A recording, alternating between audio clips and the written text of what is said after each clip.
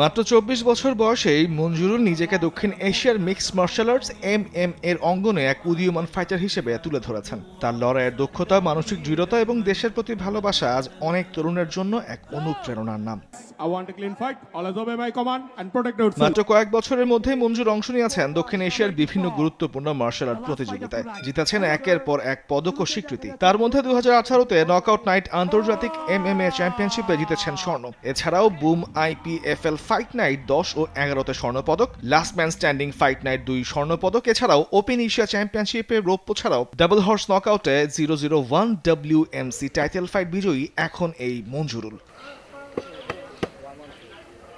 সবশেষ গেল জুনে ডাবল হর্স নকআউট 001-এ ভারতের ফাইটার আজহারউদ্দিন সুধীরকে পরাজিত করে শিরোপা জিতেছেন নিভৃত পল্লীর এই তরুণ ফাইটার।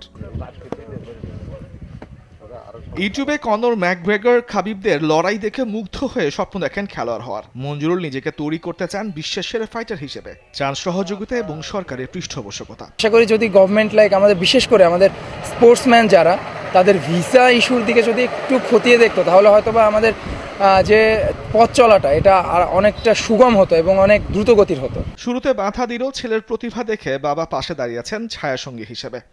আমার ছেলে যেন আরো মুখ উজ্জ্বল করতে পারে, আমার বাংলাদেশে হতে আরো মুখ উজ্জ্বল করে দেশে ফিরে আমার খুব ভালো লাগে। মা চান ছেলে হয়ে উঠুক বিশ্বমানের ফাইটার এবং ওর জন্য আমি অনেক গর্ব করি, ও যেন বিশ্ব রেকর্ড করে। মঞ্জুরের খেলায় অনুপ্রাণিত হয়ে অনেকেই হাঁটছেন তার দেখানো পথে। খেলার প্রতি আর কি আগ্রহ ছিল না, যখন ও প্রথম ইন্ডিয়া থেকে স্বর্ণপদক নিয়ে আসে তখন আগ্রহটা আরো অনেক বেড়ে যায়, যে আমার বন্ধু হয়েও পারতেছে, আমি কেন পারবো না। তারপরে পুরোপুরিভাবে আমি এই খেলার মধ্যে লেগে যাই। তার কোচ মনে করেন খেলোয়াড়দের ভিসা জটিলতা সহ সঠিক পৃষ্ঠপোষকতা পেলে আন্তর্জাতিক শিরোপা ছিনিয়ে আনা সম্ভব বাংলাদেশের জন্য।